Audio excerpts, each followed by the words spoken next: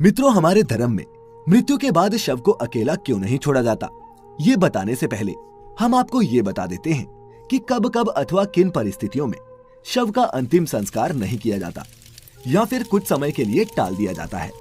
मित्रों, आपको सबसे पहले बता दूं कि हिंदू धर्म में अगर किसी की मृत्यु सूर्यास्त के बाद होती है तो उसके शव को रात भर घर पर ही रखा जाता है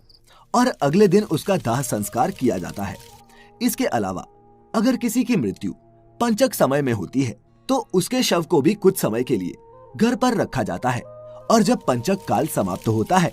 उसके बाद ही उसका दाह संस्कार किया जाता है, क्योंकि गरुड़ पुराण में बताया गया है कि अगर सूर्यास्त के बाद अथवा पंचक समय में किसी मृत शरीर का दाह संस्कार किया जाए तो उसे मोक्ष की प्राप्ति नहीं होती। इसीलिए अगर कोई रात में मर जाए तो ऐसी स्थिति में लाश को लेकर शमशान घाट नहीं जाते और लाश को घर पर ही रखा जाता है। सुबह होने का इंतजार किया जाता है और ऐसे में मृत शरीर को एक भी पल के लिए अकेला नहीं छोड़ा जाता और कोई ना कोई व्यक्ति हमेशा रखवाली के लिए मौजूद रहता है। मृत शरीर को अकेला नहीं छोड़ने का सबसे बड़ा कारण है कि अगर शव को अकेला छोड़ दिया जाए तो हो सकता है कि कुत्ते बिल्ली जैसे जानवर उसे नोच खाएं और गरुड़ पुराण की माने तो ऐसे में मृत आत्मा को भी यमलोक के मार्ग में ऐसी ही यातनाएं सहनी पड़ती हैं। साथ ही ऐसा भी माना जाता है कि अगर शव को अकेला छोड़ दिया जाए तो उससे गंध आने लगती है। ऐसे में ये जरूरी हो जाता है कि वहाँ कोई न कोई व्यक्ति बैठा रहे और धूप या अगरबत्ती शव के चारों तरफ जलाता रहे ताकि शव से आने वाली दुर्गंध चारों ओर न फैले। गरुड़ पुराण के अनुसार भगवान विष्णु गरुड़ जी के पूछने पर कहते हैं,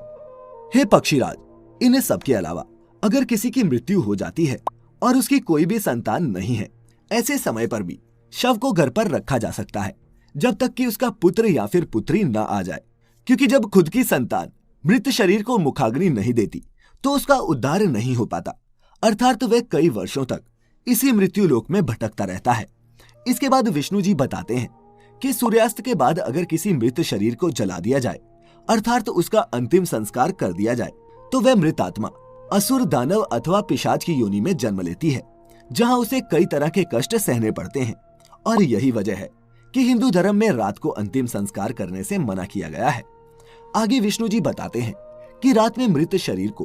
अकेला छोड़ दिया जाए तो उस शरीर में आसपास भटक रही दुरात्माएं भी प्रवेश कर जाती हैं, जिससे मृतक के साथ साथ उसके परिजनों को भी कई तरह के कष्ट भोगने पड़ते हैं। साथ ही ये भी बताते हैं कि शव को अकेला इसलिए भी नहीं छोड़ा जाता क्योंकि मरे हुए आदमी की आत्मा वहीं पर भटकती रहती है और अपने परिजनों को देखती रहती है।